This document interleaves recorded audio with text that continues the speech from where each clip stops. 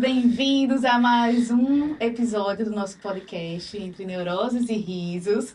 Hoje vai ser um tema bem legal, um quadro que eu criei, assim, que eu imaginei para a gente poder se aproximar mais do nosso público, né, de pacientes, familiares, cuidadores. E para iniciar esse quadro, eu convidei uma pessoa que é super especial, um amigo, um parceiro. E vocês vão adorar escutar ele falando, a discussão do caso. Ele vai trazer com muita propriedade aqui o caso que a gente vai discutir. O nome dele é Juliano Silveira. Isso aí. Obrigado aí pelo convite, né? A gente que teve... Eu vou contar um pouquinho da trajetória, mas a gente se conheceu ainda na residência, né? Isso. Lá em São Paulo. E o pessoal, tem uma potiguar aqui... que ela é de Natal e ela parece que é igual a você, que é um pouquinho acelerada. Eu digo, então é do time, vou conhecê-la. E de lá a gente construiu, né, Ariadne, uma amizade. Isso. Que ela é, assim, uma aproximação familiar.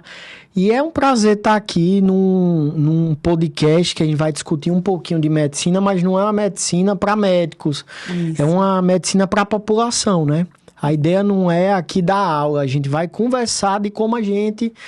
atua no nosso dia a dia, é um grande consultório, né? Exato. A ideia, sempre que eu falo aqui, é que a ideia desse podcast é para a gente extrapolar as paredes do consultório.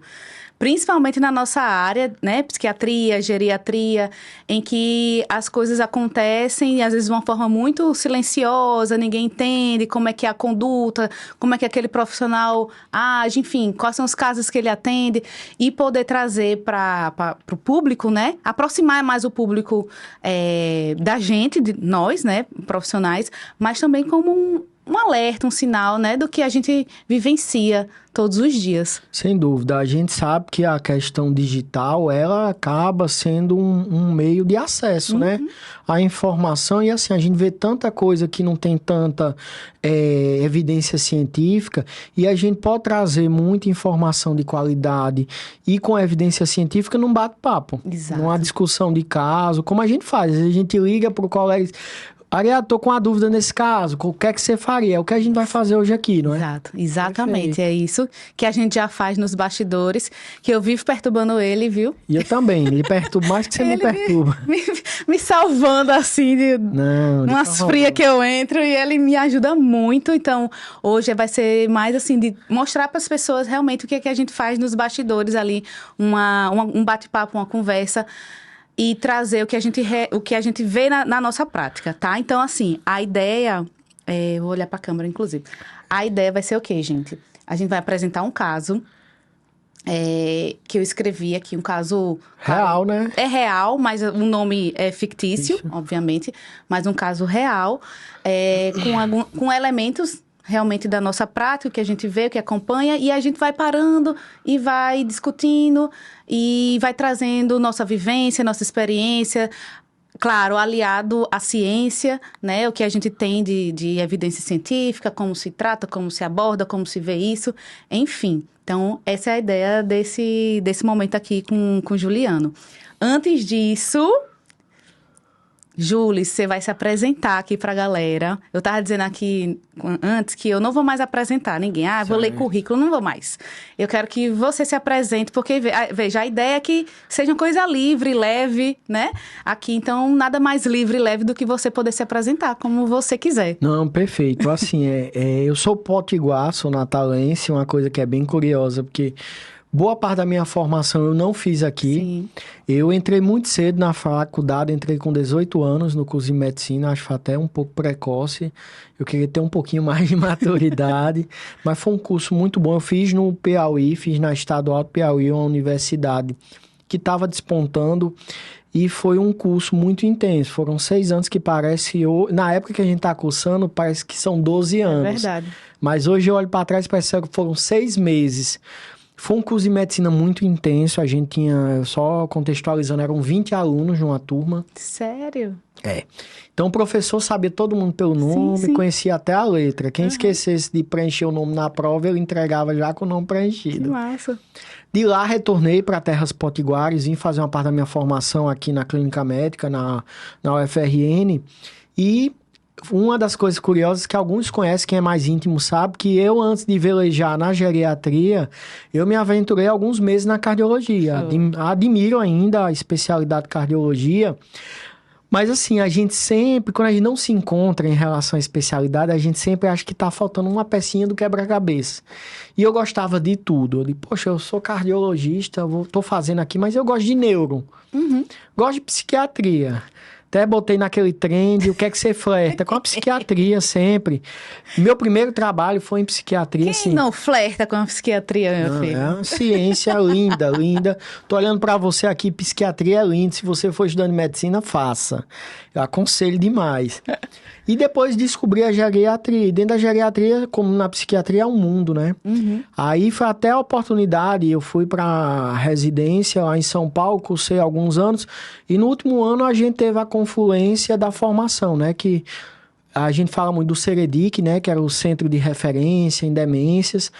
E o último ano, meu 5º ano, o ano que você concluiu... O meu quarto. Foi o seu 5º e o meu 4º.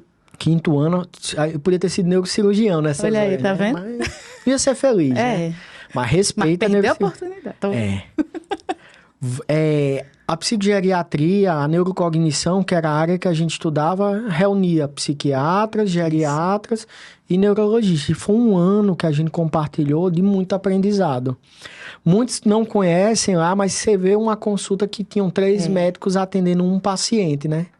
Então, assim, é uma coisa realmente ali foi, assim, uma escola, assim, acho que eu nunca tive, né, assim, aquilo, assim, era um momento, assim, da gente realmente aprofundar, né, nas questões neuropsiquiátricas, onde eu aprendi um pouco de neurologia, onde eu aprendi um pouco de geriatria.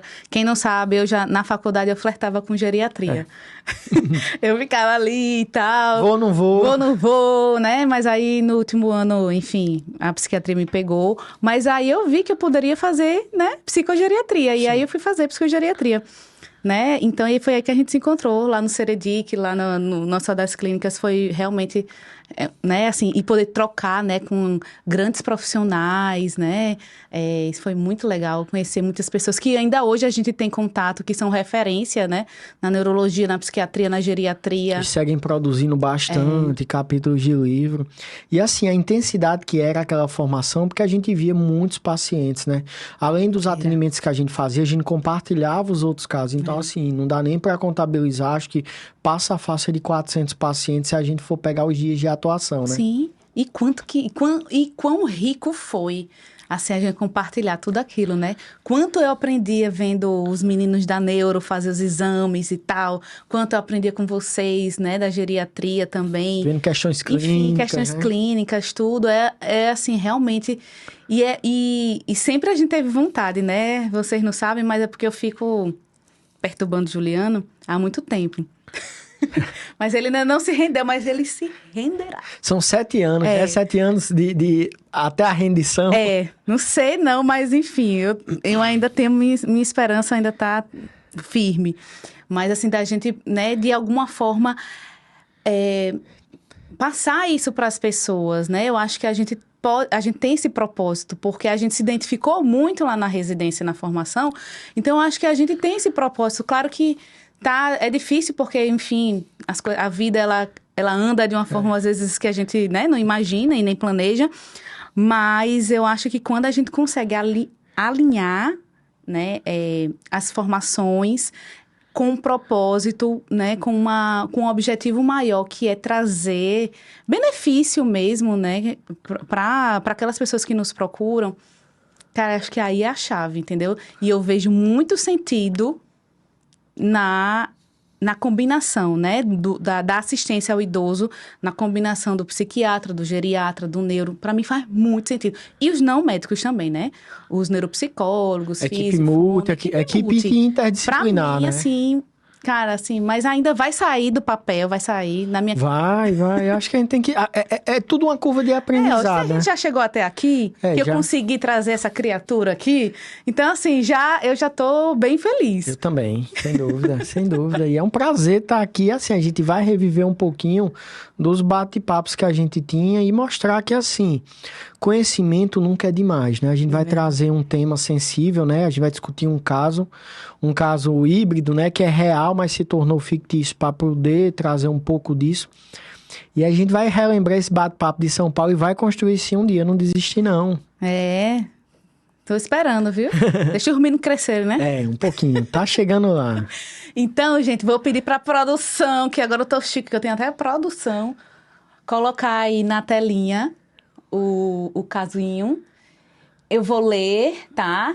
Esse casinho de do senhor José, que tem 70 anos, chegou na consulta acompanhado com a filha e com a esposa, chegou ali no nosso consultório já relatando que em meados de 2020 começou a se sentir mais cansado que o habitual, sem interesse em atividades que antes sentia muito prazer, né? Ele se traz como exemplos, né? Ele gostava muito de assistir os jogos de futebol na TV, conversar com um grupo de amigos da faculdade, enfim. E uma leve falta de apetite e uma dor de cabeça também eventual, né? Nesse tempo não buscou ajuda, achou que iria melhorar com o tempo, né? Que também é um comportamento comum da gente ver, né?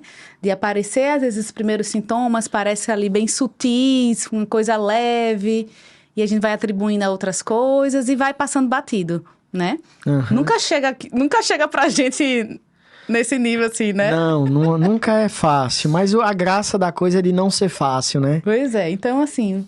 não buscou ajuda, ficou ali achando que ia melhorar, vai em um lugar, vai em outro, enfim. Final das contas é que não houve melhora. Em 2022, ele se aposentou e esse quadro que ele vinha relatando foi progressivamente piorando. Por que eu falei progressivamente piorando? Porque ele começou além, né, daquele mesmo cansaço, falta de interesse, enfim, começou a ter... uma sensação de medo de ficar só, algo para um senhor jovem, assim, jovem, para mim 70 anos é jovem. É jovem, não, né? Com certeza, 70 anos faz tudo. Que não tinha nenhuma dificuldade de ficar sozinho, começou a ter dificuldade de ficar sozinho, tinha medo de ficar sozinho, medo de dirigir, então ele demandava muito da família, então começou a precisar mais desse aporte familiar mais de perto, e a família também começou a perceber que ele estava mais esquecido. Vou dar uma pausa aqui pra gente... Se fosse só essa questão, né? Porque poderia ser. Sim. Até a gente pega essa questão aqui, né? Que uma pessoa que começou com alguns sintomas leves, progressivamente foi piorando e chega pra gente com uma queixa, talvez ali, de esquecimento. Entendi. Né? Vamos lá, Júlis. Tem umas coisas aí bem curiosas, bem interessantes, assim, de um padrão, né? Um homem... Você vê, ele vem acompanhado com a filha e a esposa, né? Então, você vê a importância de muitas vezes a gente pedir ajuda, né? Muitas vezes a ajuda surge, pode ser espontânea, da pessoa buscar o profissional diretamente, ou então a família vê que ele precisa ser ajudado. Sim. Isso é muito importante. Acho que o primeiro recado desse podcast é: peçam ajuda. Não é vergonha pedir ajuda. Quando a gente tá precisando... Todos nós um dia precisamos de ajuda e também ajudamos. Existe uma síndrome, viu, Ariadne? Que é a síndrome do super-herói, né? Que é aquela pessoa que só quer ajudar e não quer ser ajudada. Muitos de nós passamos por isso, né? Mas é legal isso que você falou. Só lhe atrapalhando. Não, para atrapalhar. E veio com a filha e com a esposa, né? Porque a gente fala muito dessa rede de apoio, né? Sem dúvida. No cuidado do idoso, né? Então, como provavelmente essa pessoa aí tem uma rede de apoio aparentemente... bem valiosa, bem sólida, né? Sim. E assim, o relato colateral, né? Você vê que numa consulta, às vezes a consulta do psiquiatra, do neuro, do geriatra é longa, porque é impossível você, em 15 minutos, conversar com o paciente, com a família e tentar uma linha de raciocínio, né? Então, assim, geriatria, neurologia, psiquiatria, acho que todas as consultas deveriam ser longas, porque a gente tem que construir um raciocínio. E assim, você vê que a história começa em 2020, né? Coincide com um evento bem catastrófico que a gente viveu, que foi a pandemia, né? Isso. Começamos aí a ter os efeitos, acho que em março de 2020. Isso. No instante passou, já vai fazer 4... Já fez 4 anos. Já fez... É mesmo, estamos em abril, né? 4 anos que a gente começou o caso índice da pandemia no Brasil. A gente via aquela coisa da China, né? Distante. Se tornou até memes no começo, mas em março a gente sentiu Eu lembro que eu tava grávida, eu disse, não, quando chegar em maio vai estar tudo tranquilo. Não, jamais. E assim, você vê, né? E essa parcela da população sofreu muito, né? Conta aí, fala aí. Sem dúvida. Os idosos, nossos idosos, quantos eles sofreram? Na pandemia, acho que o principal nome foi isolamento, né? Eles tiveram que... não abandonar, eles foram obrigados a abandonar a rotina, né? Pelo medo, tudo muito novo. É um grupo que, por questões várias, tem fatores de risco, mas tiveram muitos idosos que lidaram muito bem com a pandemia. Então, assim, a gente já tem um fator para a gente pensar em muitas coisas. O isolamento, né? Isso. Eu vejo também que tem uma coisa bem legal. Sem interesse em atividades que antes sentia prazer. Vou entrar na sua área, que é a psiquiatria. A perda de prazer, ela pode ser confundida em uma coisa também que a gente vê na geriatria, que é a apatia. Isso, perfeito. Ou seja, a gente pode perder o prazer intencionalmente, se desinteressar, né? Que você descreve muito bem. Eu gosto de tudo isso também, assistir futebol, conversar. E você pode ser uma apatia, não é? Você não perdeu aquilo intencionalmente. Sim. Então, gravem esses nomes, né? Perda de prazer e apatia, que são coisas... Isso. Qual a diferença, assim, Ariadne, no seu dia a dia que Olha, você lá vê? vem ele. E quem faz pergunta aqui sou eu, meu amigo. Posso perguntar também, eu sou convidado. Apatia. E depressão, qual a diferença? E anedonia, né? Que é essa questão. O que você vê muito, que é difícil, às vezes, até de dar essa diferença na primeira consulta, né? É bem complicado. Até mesmo a família traz de uma forma que nem ela consegue diferenciar, né? E aí a apatia, assim, é um total desinteresse, né? Sendo que é algo que tá tudo bem pra pessoa, pra pessoa que tá sofrendo, né? Ali com aquele desinteresse. Ela está meio assim anestesiada para tudo e tá tudo bem, não, tá tudo bem, para ela tá tudo ótimo, né? Quem se incomoda mais são quem tá nos bastidores, redor, né? Exatamente, quem tá ao redor. Já numa anedonia que, né, da depressão mesmo, né? Aí a pessoa é um sentimento mais real, mais próprio, né? De que, poxa, eu não tô bem porque isso aqui não faz parte de mim. Não sentir vontade de fazer tal coisa, isso não faz... Então, existe todo um insight, um juízo crítico de que aquilo não é... Umas pitadinhas de melancolia, Pode vir também um pouquinho de melancolia. Entendi. Sim. Isso é muito difícil, Ariadne, assim, no meu dia a dia, por isso que eu lhe peço ajuda. Muitas vezes eu tô em dúvida de, será que isso é apatia? Será que isso é anedonia? E isso é muito difícil, assim, o psiquiatra como você, como os colegas que a gente conviveu, eles têm saídas para entender um pouco melhor esse sintoma. A geriatria muitas vezes lida mais com a apatia, que a apatia muitas vezes está associada à indiferença, né? De você não esboçar nenhum sentimento de melancolia ou de alegria, ser indiferente. Literalmente é o indiferente, né? Mas às vezes, assim, a gente não consegue fazer essa distinção, né? Não, dá. Mas de qualquer forma, ali no primeiro momento tinha chamou a atenção, né? O fato deles ter uma sensação física de estar mais cansado, que é o habitual, e esse interesse mais restrito, digamos assim, né? Uma perda de interesse. Então, isso já é para a psiquiatria, mas para a geriatria também. Já liga o alerta ali. Será que ele está deprimido? Né? Lembrando do contexto, pandemia, né? Um cara que era ativo, que provavelmente ficou isolado, enfim... Né? No finalzinho até coloquei, ele era hipertenso, ou seja, era grupo de risco, né? Então, deve ter sido bem forte, né? Essa questão do isolamento e você viu que ele tinha conversa de grupos, né? Então, e abandona, né? Então, ele deveria ter uma vida social bem intensa, a pandemia restringiu ele, né? E tem uma coisa legal que, assim... Você vê a coisa que eu digo que é o mistério da geriatria. Leve falta de apetite. Isso. A falta de apetite, se fosse fazer um livro, acho que seriam esses 3 juntos.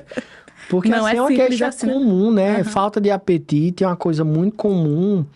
E assim, pode ser várias coisas. Pode ser uma depressão, com certeza tem um peso enorme.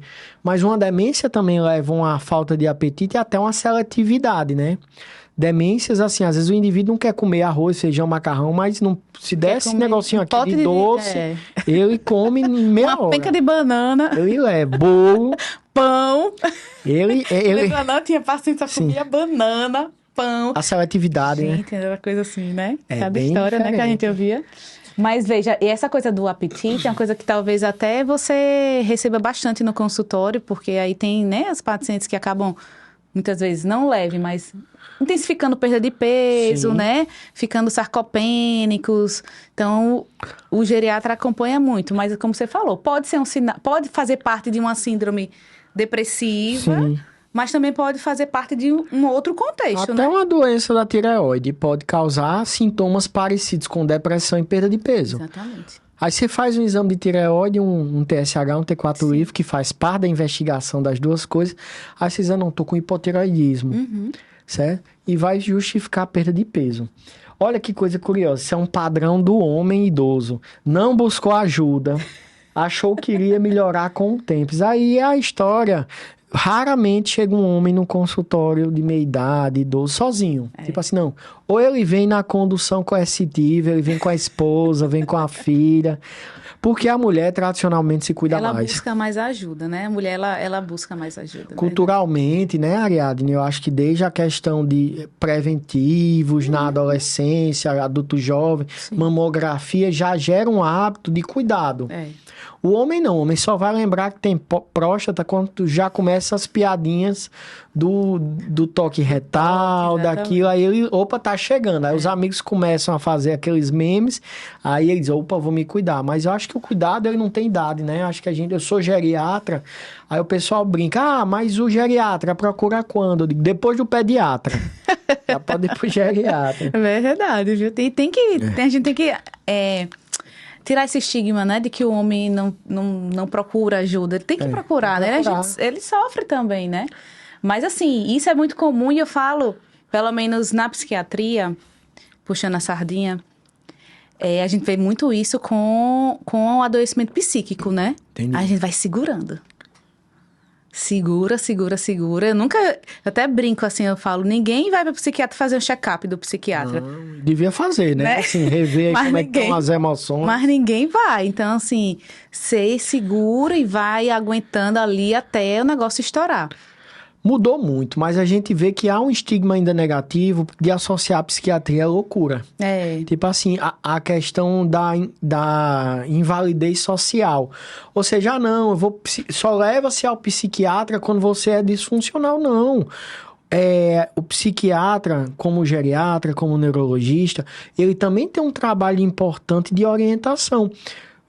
O pessoal acha que vai para um psiquiatra e vai sair com medicamento. Muitas vezes ele sai com... Vá fazer atividade física, orientações. Vá se alimentar melhor, vá dormir melhor e não sai com um psicofármaco. A cultura ainda acha, médico sai com remédio. Não. Mas tem gente que acha, se não sair com uma prescrição, né? Não, mas eu já perdi pacientes que assim, chegavam com 14, 15, 16 medicamentos. Eu disse, não, o segredo aqui não é botar mais lenha na fogueira. É tirar. É tirar a lenha da fogueira, ou seja... E é difícil, porque culturalmente associa ato médico, receita médica, carimbo médico. E não é. É verdade. Para além disso. Você vê, Ariadne, não houve melhora. Não houve melhora, então. E aí o bichinho se aposentou, e aí piorou, o que já estava ruim. Piorou, né? Porque aí não 2 anos, né, de delay, aí ficou 2 anos aí nesse enfrentamento de uma coisa que não estava bem. Exato. Com certeza a esposa e a filha devem ter insistido, mas o homem... você tá falando, não, mas eu entendo, é o dia a dia. Acaba que o homem idoso, ele tem uma questão de assim, não vou. E tem que ser convencido, né? É verdade. Aí veio a aposentadoria e por ela ou por não, enfim, né? Foi piorando, né? Porque, enfim, é uma coisa que realmente, se não melhora espontaneamente, é difícil, né? Não melhorar, porque se a gente fosse parar para pensar, é só um transtorno de adaptação pela pandemia. Sim. provavelmente poderia ter resolvido sozinho, poderia, mais né? 6 meses depois, né? Isso, mas aí foram muito, né? 2 anos, né? Então, foi piorando e aí ele começou a ter um sintoma estranho. Que aí já, talvez aí tenha chamado mais atenção também, né? Ainda mais, né? Da família. Começou a ficar com medo de ficar sozinho em casa, medo de dirigir, um cara que dirigia para todos os cantos, enfim, super independente, autônomo, funcional. Né? E começou a ficar mais esquecido. O que é que você me diz disso aí, Jules? O que é que você enxerga aí nesse... Então, assim, a gente vê que antes era um quadro tênue que, assim, incomodava muito mais a ele. Não assistir futebol, não conversar mais com os amigos, mas no momento que você começa a ter um adoecimento colateral, que eu digo, ficar sozinho em casa, com certeza demandava pela esposa, pela filha. Medo de dirigir, com certeza, limitou ele a fazer alguma coisa. E a família acha que está esquecido. A percepção colateral da família, ela tem um peso enorme quando a gente vai falando em queixa de memória. Uma coisa, pessoal, vou olhar para a câmera ali, né, para eu dar recado. Você que está olhando aqui pra gente, você buscar uma consulta achando que está esquecido, isso é uma coisa curiosa e muitas das vezes não é doença de Alzheimer. Mas quando o seu esquecimento, ele se torna importante, do qual você para de perceber esse esquecimento, normaliza o esquecimento, mas a família acha que tem algo errado, valorizem. Isso. Porque isso é uma perda de insight, né? E isso é uma coisa que já começa a balançar o pêndulo para a demência, né? A perda dessa capacidade de achar que tá tudo normal e a família, não tá... Curioso que às vezes chega na consulta e vem um paciente, um familiar. Aí eu falo, você tá dirigindo? Aí o paciente, doutor, tá ótimo. E a pessoa que tá atrás, bateu o carro, pelo amor de Deus. Sim. E isso, assim, é difícil às vezes da família enxergar. Causa dor, causa sofrimento e a gente tem que usar a consulta para expor isso. Você olha... Realmente é uma situação delicada. Ele não percebe a perda, mas vocês percebem.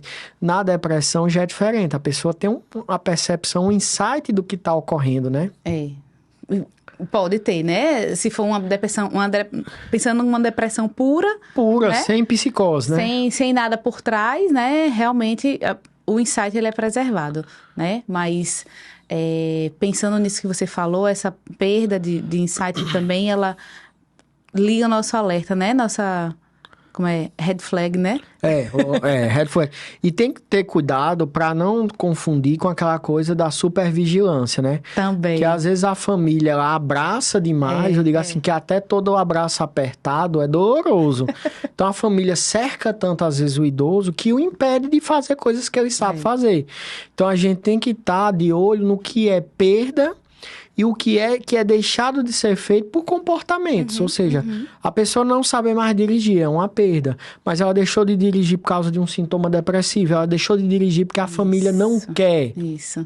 E é muito difícil lidar com essas situações. Então, pessoal, tenham paciência, porque montar esse quebra-cabeça muitas vezes não é fácil, né? Não é fácil. E você falou uma coisa que eu ia citar, era aqui, né? Era essa coisa do medo, né? Será que esse medo... é o quê, né? É uma dificuldade de realizar a tarefa, né? Ou é um sintoma a mais de uma depressão ansiosa? O que é esse medo, né? É um pensamento catastrófico? Ou é porque a pessoa não consegue mais e aí ela demonstra como uma insegurança, mas na verdade ela não consegue mais fazer aquilo? Entendi. Né? A gente também precisa esmiuçar isso, né? E o medo é uma coisa que é curiosa, né? Assim, cada vez mais, Ariadne, eu me interesso em estudar algumas emoções. O medo, a raiva, a angústia. E assim, o medo, ele é um sentimento que ocorre no dia a dia da gente. Sim. E o medo, ele tem uma característica protetiva. Eu brinco muito, a gente só atravessa uma rua, se a gente não tiver medo, a gente vai ser imprudente. Mas o medo, quando ele se intensifica por uma questão banal, pode ser também um sintoma de alerta importantíssimo e tem que ser entendido. Uma coisa de um medo de ficar sozinho, por exemplo, do nada. É uma coisa... Mas medo de ficar sozinho numa casa que já foi assaltada. Já são coisas totalmente bem diferentes e que tem uma relevância, né? Por isso que a gente tem que esmiuçar e voltando para aquilo que você falou, uma consulta longa, porque a gente tem que saber o detalhe, o que é esse medo de ficar em casa, né? Né? Que às vezes esse medo não é do paciente, eu digo que é medo por procuração. É a família que tem medo dele ficar só. Também, né? Pode ser. Você tem medo de... Não, eu não tenho medo, eu posso ficar sozinho, mas minha família não deixa porque tem medo de eu ligar o fogão, um exemplo. Aí a gente já vai raciocinando, dizer, o medo não é dele, é de alguém, é uma preocupação. Sim. E aí, mas aí é real, não é? E aí toda, né, como você falou, quebra-cabeça dificílimo, mais de 300 mil peças esse quebra-cabeça. Mas ele já dá a pista de ficar sozinho. Aí aqui, parando aqui, se a gente tivesse só esse caso aí, o que é que você diria? Eu acho que... Eu sei que, claro, tem muita coisa pra gente detalhar. Óbvio que a gente entraria, né, com solicitação de exames, talvez, né? Fazer uma avaliação clínica, exame físico. Eu não coloquei aí porque, enfim, acho que não era o caso da gente trazer um caso detalhado como se fosse para uma roda científica, né? É mais pra galera mesmo. Não, aí eu brinco muito. Às vezes a medicina se resolve na matemática. A gente vai porque é mais comum. Isso. Ou seja, a gente tá numa situação catastrófica, que a gente tá no olho da pandemia.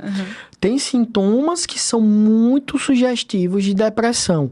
Se eu for botar na balança, é mais comum eu atender casos de depressão ou de demências, muito mais de depressão. Não é à toa que quando a gente faz a formação em neurocognição, em memória do idoso, a gente roda um bom tempo na psiquiatria e tem psiquiatra rodando com a gente, como tem geriatra rodando com vocês, porque eles nos mostram isso. Tipo assim, no seu dia a dia, lhe procuram pessoas para investigar demência, Alzheimer, principalmente. A grande maioria dos casos é o quê? Depressão. Ansiedade, distúrbio do sono. Isso. Ou seja, às vezes a gente torna a coisa ainda pior. Eu iria de depressão, sem sombra de dúvida, eu iria de depressão. Eu iria de depressão, ia fazer, né, aquela passo a passo normal, né, do atendimento do idoso. Sim. Checar medicações, revisão, né, de medicamento. Às vezes a medicação causa depressão. Isso, exatamente. Fazer uma checagem disso, exame, ver se está tudo ok, né? A parte clínica, ia ligar para Juliana e dizer, tá tudo certo aí, Elisa, tá certo. Sempre e aí semana já tá tudo resolvido. Eu acho bom. Aí a gente vai fechando, né, as casinhas e realmente eu iria de depressão. Né? Eu iria dizer, não, tá num episódio depressivo, provavelmente primeiro episódio, não tinha histórico de adoecimento anterior, então, primeiro episódio, mas... Numa faixa etária tardia, né? Aí, até isso, é uma depressão, é simples, vamos tratar, mas aí... Liga o alerta, né? Qual é o alerta? Tão tarde, né? Para iniciar um quadro depressivo, ser um histórico aí na adolescência. Então, a gente tem que voltar para adolescência, infância, adulto jovem. Então, é uma anamnese que ela vai ganhando um corpo muito grande. Porque a gente não só pode olhar para 2020. Isso. A gente vai ter que olhar anos antes e entender melhor isso. Mas, assim, você vê que é uma coisa que dá para temporalizar. Então, fala mais a favor de depressão. De depressão, sendo que aí a gente fica com aquilo. Poxa, um cara... idoso, primeiro episódio depressivo. Tá, vamos ver aqui, né? Vamos tratar, mas vamos ligar o alerta. Sim. Né? Mas aí, vamos lá. Não se restringiu a isso, né? Não, você já deu a máscara. Você disse assim, que um dos pilares do diagnóstico é tratar. É a prova terapêutica, ou seja... É verdade. Você já deu a máscara, você já revelou o segredo. A gente descarta doenças do corpo. Isso. Pelo menos assim, é o que a gente faz em comum, investiga. Uma anemia pode dar depressão. Sim. Uma insuficiência renal, um problema do cálcio. Medicação, beta-bloqueadores, alguns, né, podem causar. Então, assim, podem causar. Aí você limpou tudo isso. Limpei tudo. Tirei Faço o teste terapêutico, dou meu escitalopram.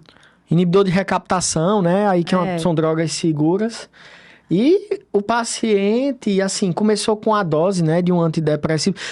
Você já começou antidepressivo, assim como a gente faz na geriátrica, porque já não é uma situação leve. Não, com certeza. Aqui já não é mais leve, você vê que ele tem bastante comprometimento, assim, já está disfuncional, né? Não dirige, não sai de casa, enfim, esquecido.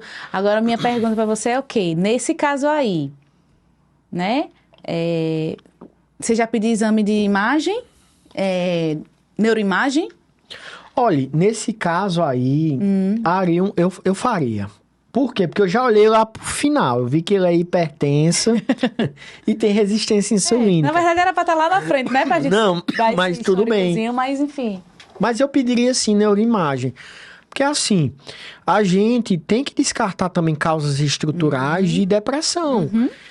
Você vê que é uma coisa curiosa. Você tentou tratar, não respondeu.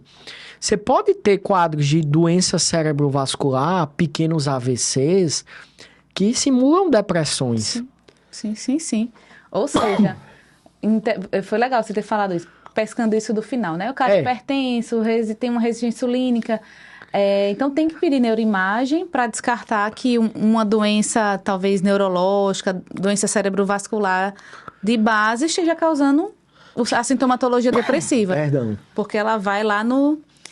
Essas doenças, né, elas acabam queimando a circuitaria, né, do cérebro. E aí você pode ter sintomas depressivos. Recentemente eu tive a felicidade, assim, de pegar um desenho que é muito simbólico. Eu peguei um cérebro que tinha uma casa, uma cidade nesse cérebro, e ilustrei para o paciente que cada área do cérebro é com postes de luz.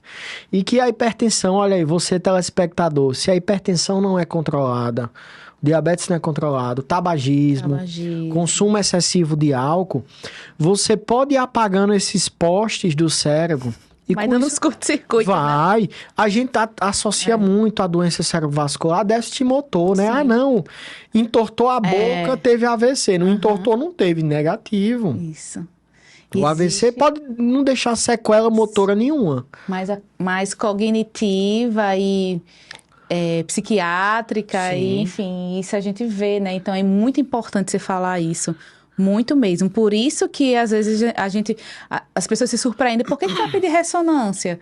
Né? Porque você vai pedir uma tomografia. Acha que é muito invasão, mas teve um caso da residência que me marcou muito, que foi uma senhora, numa idade próxima do seu José, que era uma pessoa que tinha um padrão de comportamento, uma pessoa tranquila, e ela virou a chave do comportamento, se tornou uma pessoa agressiva, uma pessoa inadequada, e até você vê a coisa das síndromes psiquiátricas em idosos de surgimento tardio. O pessoal, não, ela tá com transtorno bipolar. Pessoal, transtorno bipolar é uma doença do adulto jovem, do adolescente. Ele não vai surgir com transtorno bipolar aos 70 anos de idade. Até pode, mas é muito raro. Mas é uma coisa que passou muitas vezes despercebida e não foi diagnosticada. Isso. E ela tinha tido um AVC na região frontal. Olha aí. 3 a 6 meses depois, ela voltou ao comportamento original. Mas e era curioso que, assim, a família relatava como foram os 6 meses dela. E ela, toda consulta, ela ia, doutor, me desculpe. Doutor, me desculpe. Eu digo, mas você não precisa pedir desculpa a mim, que você não fez nada que não ocorreria com qualquer ser humano. Não, mas minha filha me disse que eu fiz isso. Foi uma coisa curiosa. Ela estirou o dedo pra mim. Foi um momento de risada, assim, porque, poxa, ninguém esperava. Mas, assim, foi do comportamento decorrendo do AVC. Sim, uma manifestação, né? Sim, de uma área nobre que é o frontal. Então, você vê, uma doença que não é uma doença orgânica direta, mas por uma lesão estrutural, mimetiza. Medicina é a arte do camaleão, porque tudo pode se parecer.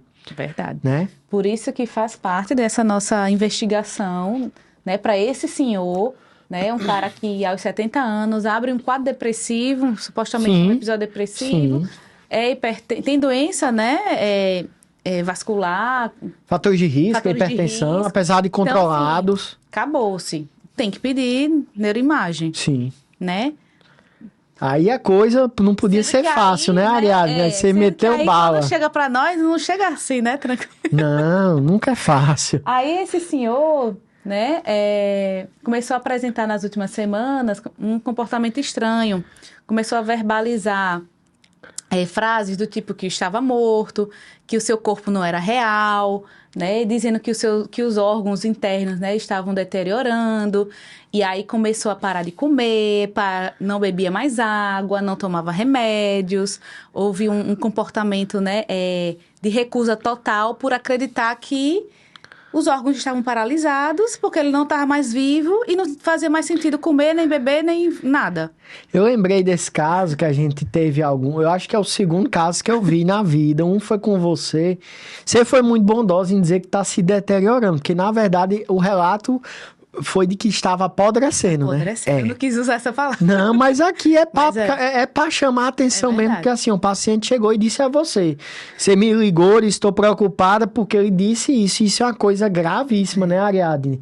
Gravíssima. Eu vi poucas vezes, porque assim, eu andei com alguns profissionais que atendem esses tipos de casos. Depois da residência, aquele foi o primeiro caso. Na residência eu vi 2. Mas você vê, né, também, muito pouco. E assim, uma coisa gravíssima, porque se não tivesse tido uma intervenção, você vê, recusa comer, beber água e tomar remédios. Então, isso é Vai fazer o quê, né, com essa pessoa em casa? Que a gente fica assim, aí nessa hora que eu ligo para a Juliana. Não, amigo, eu vou fazer o quê? Me arranje uma vaga pra gente internar. Às vezes, assim, o pessoal acha que a internação, ela é um evento clínico. Ah, não, eu vou internar porque eu tô com uma pneumonia, Não, a gente interna pessoas, às vezes, que precisam de ser investigadas. Esse é um caso... Sim. O pessoal não tá bebendo água, tá tendo um risco de autocuidado, não dorme. Imagine uma pessoa que não dorme, Ariadne. Pois é. A esposa dorme? Não. A filha dorme? Não. Às vezes, se for um paciente com comportamento exacerbado, nem a vizinhança dorme, né? Porque ele ficava até quietinho, né? Mas existe casos que a gente vê de agitações bem importantes e isso reverberar na vizinhança, como você disse. Mas você vê, né? Então, você vê que era um quadro que aparentemente, botar entre aspas, assim, benigno e que evoluiu para uma coisa bem grave, né? Uma pessoa que verbaliza que está morto, tem uma percepção delirante dos seus órgãos internos, do seu ser, né? Então, ele começou a ter essa percepção delirante, é o que a gente chama de sintomas psicóticos, né? Então, assim, é essa fuga da realidade. A pessoa não está mais, né, entendendo, concatenando a realidade. Dissocia, né? Tá dissociado da realidade. E tem 3 conceitos que você vai explicar. Você disse que eu não posso fazer pergunta, eu posso. Que assim, um conceito que é o delírio da geriatria, muito comum, da psiquiatria, da neuro. O delírio e a alucinação. Como é que você diferencia assim? Vai ter algum estudante de medicina vendo esse podcast? Espero que essa galera assista. Então, vamos lá. Vou pelos mais fáceis. Claro. Delírio e alucinação. Perfeito. O delírio é essa questão mais cognitiva, essa distorção da realidade, né? Então, você tem uma interpretação distorcida da realidade. Um exemplo, assim, de um delírio. Nem só da realidade. Você pode criar, né? Na verdade, uma situação que a gente chama dos delírios bizarros, né? Essa câmera tá falando comigo, né? Ela tá me filmando, ela tá me perseguindo, ela tá mexendo com todas as minhas contas bancárias e vai me roubar, né? Isso é um delírio bizarro, né? Silvio Santos tá ligando pra mim toda noite, né? Mas acontece. E acontece. Que a TV tá falando que aquele, né? Eles estão me perseguindo na TV. O fulano tá falando comigo, né? Então, isso é comum que eu falo, um exemplo, né, de um sintoma delirante. As alucinações já são mais percepções mais sensoriais, né? Então, a auditiva e a visual. A auditiva é mais comum nos quadros psicóticos, as visuais mais nos deliriums, nas causas orgânicas, né?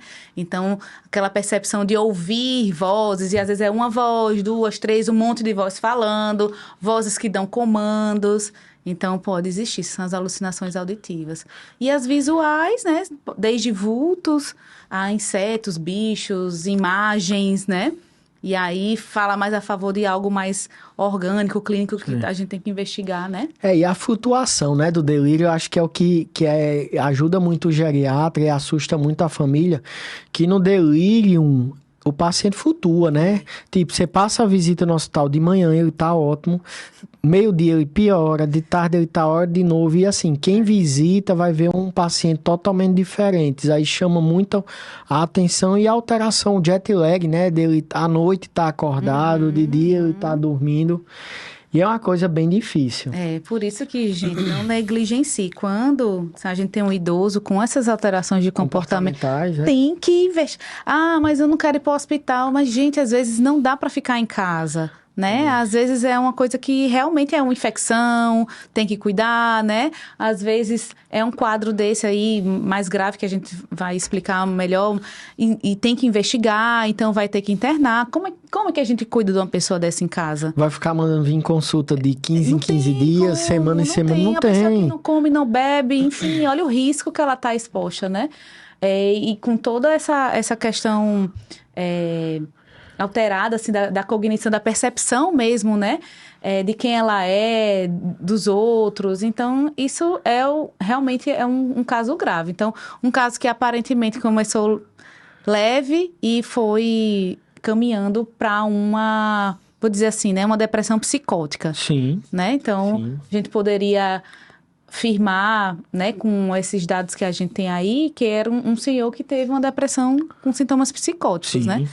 E aí, assim, estamos com essa pessoa na mão aqui. Consultou lá, tá com você fez uma visita domiciliar. Eu, ultimamente, tô pegando muita gente assim. Sim. Umas 3 visitas que eu fiz. Sim. Depressão psicótica. Idoso com depressão psicótica. Até porque esse paciente, ele não vai de bom grado ao hospital. Não vai. A família nem consegue levar. Não consegue. Às vezes a internação, muitas vezes, tem que ser uma internação um pouco mais ostensiva. É mais necessária, né? Mas aqui é necessário. E aí, minha pergunta para doutor Juliano. Internou, né, Júlio? Internamos. O que é que a gente vai fazer? Neuroimagem, né? E aí você pensa, né? Uma depressão psicótica, tudo bem, vamos fazer neuroimagem, vamos tratar, vamos chamar o psiquiatra. Aí começa a intervenção multi, né? Sim. Então, chama o geriatra, o psiquiatra, o neuro, caso tenha necessidade. E aí a gente começa todo esse caminhar para o tratamento. Na sua prática, como é que você vê o desfecho aí desse caso, assim? Esse caso, na época, assim, foi um caso que foi como se trata de um caso raro, né? Fala aí o nome do diagnóstico para a turma conhecer. O nome técnico e o nome vulgar, digamos. A gente chama disso aí de síndrome de Cotard. Né? Que chama-se também de síndrome do cadáver ambulante, né? Eu nem me lembrava dele. E é um nome bem estriônico, com uma coisa bem impactante. É bem pesado. Mas deixa eu ficar com o meu Cotard mesmo. Cotard, fica como Cotard. Assim, se for o cara que descreveu, né? A síndrome de Cotard, você que identificou na época, eu era um curioso, era o segundo caso, e a gente fez um estudo aprofundado, né, desse caso, e assim, a gente vê que muitas vezes, esses casos, a gente tem que ter um manejo multi, né, como você falou. E assim, quando há casos assim, você é psiquiatra, sabe melhor que a gente tem que estar parando todas as arestas. Não adianta só, vou dar um antidepressivo. Não, é um tratamento bem intenso. É antidepressivo, antipsicótico, é revisar a doença, é estar se questionando, tá passando alguma coisa? Ajuste direto, né? Eu me lembro que todo dia a gente ia, ajustava um pouco e tal. Então, assim... É um trabalho de formiguinha. Era toda hora, assim, a gente lapidando aquele negócio ali pra ficar redondinho, né? A primeira etapa do caso seria uma depressão, né? Moderada, uma depressão até grave. A primeira etapa seria isso. A gente, vamos conduzir assim, como uma depressão. E aí, melhorou e tal. Recebeu alta, foi pra casa. Mas a segunda etapa, porque, veja... A gente falou aqui de red flags, né? Que ligou nosso alerta. Ligou nosso alerta porque é um idoso, primeiro episódio depressivo, já com sintomas psicóticos. Grave. Então, a gente não pode esquecer de investigar o quê? Além de depressão, a gente buscar também diagnóstico de demência, né? Os BPSDs, que são sintomas psicológicos, demência dá sintoma psicológico, dá. Isso. Demência... É importantíssimo falar isso, Júlio. Fale, porque... cansa de chegar já, e aí a gente não vai fazer diagnóstico de depressão, vai fazer diagnóstico de demência. É curioso que assim, a gente vive às vezes ondas de rótulos, né? Tipo, todo mundo uma época é bipolar, todo mundo uma época é TDAH, todo mundo uma época tem depressão, todo mundo uma época é borderline, burnout. E essas doenças, elas não são sazonais, elas são perenes e elas se misturam. A demência, dependendo de onde você está tendo atrofia do cérebro, você pode ter diversas manifestações. Tá entendendo? Você vê, os sintomas comportamentais, eles pode ser apatia, tristeza, melancolia. Isso, não precisa ser aquela coisa grave de disruptivo, né? Da pessoa agressiva, né? E nem precisa ser só esquecimento. Sim. Né? E uma depressão, a gente tem que lembrar que uma depressão maior, ela responde a um depressivo. Se você tá dando antidepressivo para um sujeito e ele não tá respondendo, vá atrás. Porque pode ser uma demência vascular, pode ser um Alzheimer, pode ser um transtorno bipolar que não foi diagnosticado por ter sintomas sutis. Então, assim, é muito difícil, muitas vezes, a gente fazer esse diagnóstico. Muitas vezes os sintomas comportamentais, eles são escranchados. Por exemplo, tem pacientes que nunca disseram eu te amo, então nunca deram um beijo num filho. Sim. Aí o filho chega, doutor, ele tá muito esquecido, mas ele tá tão legal que ele beija a gente agora. Eu digo, isso é bom. Eu digo que a doença, ela tem um lado triste, mas ela também traz alguma coisa positiva. Sim, sim. Então, assim, esse caso aí foi um caso que... Foi emblemático. Foi emblemático, mas... Poderia ter sido uma demência. Poderia. Mas veja, eu acho que às vezes aquilo também do curso, né, da doença. A gente chama o quê, né, tecnicamente, de pródromos de doença. Esses pródromos, eles podem durar anos. Sim. E uma coisa... E não garante que ele não vai ter uma demência. Sem não garante. dúvida. Aumenta doença psiquiátrica, a gente pode aumentar em bastante o risco de demência, se não for tratada. Uma coisa curiosa que eu vivo, assim, hoje em dia eu sei lidar melhor com isso, como risos e neuroses, né? Neuroses e risos. Muitas famílias procuram um diagnóstico numa primeira consulta. Se for uma doença muito bem estabelecida, uma demência, dá para fazer um diagnóstico ou dá para dar uma linha de raciocínio, mas muitas vezes a gente só vai conseguir bater o martelo na segunda, terceira consulta. Porque há um primeiro contato, há uma primeira investigação, há uma investigação com exames laboratoriais e de imagem e há uma prova terapêutica. Às vezes a gente dá remédio para a gente conseguir fechar alguns diagnósticos. Então, assim, é uma jornada. É uma jornada. Não é um Exatamente. atendimento que a gente consegue em doenças comuns. Às vezes você procura uma especialidade X, porque tem uma doença X. Na primeira consulta, o especialista ele fecha o diagnóstico e já resolve. Na neuropsicogeriatria, raramente a gente consegue ter tanta convicção. A gente tem uma linha de raciocínio, a gente tá pensando em alguma coisa. Mas às vezes a pessoa chega na primeira consulta, é um desabafo, viu? Você que está aí na tela, isso é um desabafo. A pessoa chega na primeira consulta angustiada, a família fica angustiada. Sim. E quer aquele diagnóstico naquele dia. E aquele diagnóstico, às vezes, ele não é insinuado naquele dia. E gera, às vezes, um pouco de frustração. Não tenho frustração. O tempo é o melhor diagnosticador. E eu acho assim, sabe, Júlio? Se o médico que está acompanhando tem esse cuidado, né? De não dar não taxar um diagnóstico numa primeira consulta, sabe? Eu acho que ele... Aumenta a chance de acerto, não é de erro. E assim, a gente tá vendo quão subjetivo é, né? No final, a gente, né, depois que a gente vê o caso e tal, parece que fica claro, fica tranquilo, né?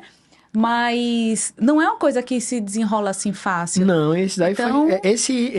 essa tela foi um resumo muito bem feito de uma jornada. Você vê. Foi uma jornada que envolveu atendimentos psiquiátricos, internação e pós-segmento. E assim, pessoal, a gente tem que estar alerta que muitas vezes assim, a priori se insinua como uma depressão e pacientes com demência, ela pode ter overlap, que é sobreposição de demência e depressão. Isso. Muitas vezes os casos leves, iniciais de demência, eles começaram com sintomas muito sugestivos de depressão. Demais. E a gente vai olhando com o tempo e o tempo vai mostrando qual é a cara daquilo. Por isso que não podemos negligenciar, né? E aí volta aquela frase bem comum que as pessoas, né? Isso é normal, é comum, todo mundo fala. Que a gente não pode negligenciar idoso com depressão, né? É normal do envelhecimento. Não. Sim, era essa frase. Não é normal do envelhecimento. É normal, doutora, porque já tem 90 anos, né? A gente vai querer o quê? Aí fica mesmo, né? Mais desanimado, mais não sei o quê. Não, né, Júlio? Não. Eu vou criar uma frase aqui em homenagem a você. A felicidade não tem idade. A felicidade Então, não tem assim, idade. Grava isso. A felicidade aí não tem idade. Não, como é? Silveira. Juliano. Silveira Araújo JS, tô brincando. Mas a felicidade, ela não tem idade, sabe? Sim, assim, sim. como eu disse que algumas emoções a gente estuda, a gente tem pessoas, eu tenho um paciente de 97 anos que vão pra dançar, vão pra academia. Eles não olham que eu tenho 97 anos. E a mesma coisa tem pessoas que rotulam a idade como se fosse um relógio que tem dia e hora para acabar e deixam de viver. É verdade. Então, assim, a felicidade ela não tem idade. A gente tem que olhar para o tempo de uma forma um pouco mais cuidadosa. Às vezes a gente fica temporalizando a felicidade. É verdade. Quando eu conseguir tal coisa, eu vou ser feliz. Né? A felicidade ela tem que ser uma busca diária. Você tem como é que eu vou ser feliz hoje? Hoje eu fui feliz indo no podcast, viu? Fiquei feliz, né? E hoje eu estou feliz porque meu amigo veio do meu podcast. Então isso é a busca da felicidade. E você dá significado. Às vezes a felicidade momentânea é ver um filho tirar uma nota boa. Então, assim, eu acho que é muito legal você entender o que é ser feliz. Ser feliz não é a linha de chegada. Ser feliz é a prova inteira de corrida. Olha só. Então, não é só chegar e dizer, cheguei, cruzei a linha, eu fui feliz. Não, você foi feliz no momento que você se propôs a correr aquela jornada, que é a jornada da vida. Você foi feliz quando você saiu de cada tombo que você teve na jornada. E você chegando na linha final, só simboliza a medalha. É todo aquele percurso. A felicidade não está na medalha. Sim, a medalha é só uma foto. A felicidade vem de toda essa jornada. De todo o processo, é verdade. Então, assim, por isso que não normalizem, né, idosos com sintomas depressivos, né? Não normalizar, não é normal. Não é normal ficar paradão, não é normal não gostar de fazer as coisas, não é normal se isolar, né? Eu tenho que ser polêmico, eu vou dar um recado aqui. Vou até tomar água. Cuidado, no Instagram não existe depressão. No Instagram. Não existe, aquilo ali é um mundo... Um recorte de um momento fantasioso. feliz, ou seja, não se baseiem que as pessoas são os que estão ali. Eu falo que é o metaverso, é o Instagram. A felicidade, ela existe, e a tristeza também, mas assim, postar tristeza não gera engajamento. Então, eu acho que assim, a gente tem que postar o que a gente é. Se você tá triste, poste que tá triste. Se tá feliz, poste que tá feliz. Mas assim, saiba que se você for projetar suas metas por um mundo virtual, você não vai viver o presencial, que eu acho que é o mais importante. Menina, ele tá filósofo. Eu gostei daqui, o ambiente é muito acolhedor, então me soltei. Ele filosofou agora com força. Então, gente... Passamos o recado, Passamos, sim. Passamos o recado, então assim, o recado é esse, né? Idoso que apresenta sintomas depressivos. Ligue o alerta, busque ajuda, tentem entender o que é, né? Procure um bom profissional que investigue. Se os sintomas não melhoram, mesmo com medicação, se os sintomas pioram, se começa a vir um comportamento ou um pensamento muito alterado, né? Não espere chegar nesse nível, na verdade, né? Para pedir ajuda. Sim, eu sei que foge da temática, mas surgiu o insight, a gente tem que jogá-lo. Que assim, isso é um tema até de um segundo encontro, uma conversa. Que o suicídio no idoso, ele é uma coisa muito intensa e ele é mais efetivo do que o jovem. Sim. Eu sei que a gente passaria mais uma hora aqui, mas assim, liguem um alerta. Não esperem acontecer uma catástrofe para você dizer, opa... Mas foi muito bom. Foi ótimo. Deixa eu fazer um negócio com você. É um Marília Gabriela, é tipo assim, uma palavra, aí eu solto. Eu vou fazer diferente. Tá bom. Eu vou fazer diferente, já que Juliano veio, né, minha gente? Olhem, tá vendo que aqui tem 3 copinhos? Tô. De cores diferentes, né? Sim. E aí você vai escolher um copinho desse. Eita. E vai sair daqui vai sair uma pergunta. Tá aqui no meu computador, não tá aqui dentro não. Mas Vídeo tá aqui no meu virtual, computador. Não, tá aqui. Você não pode olhar. Então, assim, pode ter uma pergunta super fácil de você responder. E pode ter uma super constrangedora. Então, assim, não, pra gente quebrar o gelo que nem teve, né? Na verdade. A gente tá em casa, a gente se conhece há bons anos, a gente já passou por vários sufocos Muitos perrengues. Eu vou escolher uma caneca, eu vou justificar, vou olhar pra tela ali. Vai. Tô escolhendo essa caneca verde. Por quê? Certo, porque verde a gente tá falando de depressão. Esperança. Olha aí, caneca verde. Vamos lá. Vamos ler aqui, a pergunta tá aqui no fundo, ó. Vou fingir que eu tô vendo, mas tá aqui. Verde. Juliano, é mais fácil ser médico ou pai de 3? Olha, é mais fácil ser médico. Sabe por quê? Vamos lá. Pai de 3, assim, eu amo meus filhos. Quem sabe, convive, são 2 menininhos e uma menina. Gêmeos, tem que falar isso. Que veio primeiro Samuel, depois veio Mateus e Maria Beatriz. Médico é assim, a gente é um jaleco, né? Assim, a gente veste a profissão médico. Cada vez mais eu discordo que medicina é um sacerdócio, mas não é uma vocação. Então, assim, a gente veste aquela vocação por algumas horas do dia, mas pai é ser pai é 24 horas por dia, você pode estar onde for. Nunca mais. Se seu filho tiver uma febre, você não tira o jaleco do pai. Não tira. A pele do pai, o skin father, você não tira. E o skin médico, você tem que aprender a tirar. A gente é até saudável, né? Aprender a tirar. Tem que ser médico no momento oportuno. Pai, sempre. Tá entendendo? Eu até brinquei recentemente que eu recebi uma mensagem. Eu atendi um caso em psiquiatria de uma tentativa de autoextermínio e foi intoxicação. O paciente tomou vários comprimidos de sertralina, foi pronto-socorro, eu estava de plantão, manejei. E depois o Ciatox entrou em contato comigo. E aí, como é que tá a paciente? Eu até brinquei, disse, olha, das 19 horas de tal dia até hoje, eu tirei o skin de médico e entrei como pai. Eu não tenho notícias do paciente, mas tinham uma coleta de dados, você entrou em contato com a família. Então, assim, a gente é médico, mas, assim, a pele é de pai, de marido, de filho, de ser humano. Medicina é uma coisa importante, mas não é um sacerdócio. Muito uma vocação. É verdade. Sacerdócio, não. É uma vocação, muito bem. Ou seja, novas reflexões sobre a paternidade, né? Sim, claro. Muita terapia. Tem que ser. Autoconhecimento. O autoconhecimento é importante. Olha aí, tá vendo? Esse podcast também é reflexões, é psicologia. Claro. É neuroses. É neuroses e muitos risos, não foi, não? Sem dúvida. Ei, Júlia, muito obrigada. Obrigado você aí. Valeu. Um prazer estar aqui sempre. E fica sempre. aqui o convite para que esse quadro vire... Até bom que a galera veja e possa assistir até o final para... Dar um feedback, Para dar um feedback. O que é que vocês acham de repente, isso virar um quadro mesmo e um dos momentos de entrevista ser a gente discutir os casos em psiquiatria, geriatria, neuro, trazer outras pessoas. Eu acho super válido, sem dúvida. Ficou a dica aí pra vocês. Como é aquele negócio do YouTube? Eu tenho que falar, eu toda a vida esqueço. Se inscreva no canal.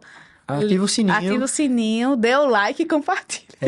E comente, viu? E comente, deixe seus comentários, sugestões. Estamos aqui para ouvi-las. Isso aí. Beijo, obrigada. Valeu, Júlia. Tchau, minha querida. Tchau.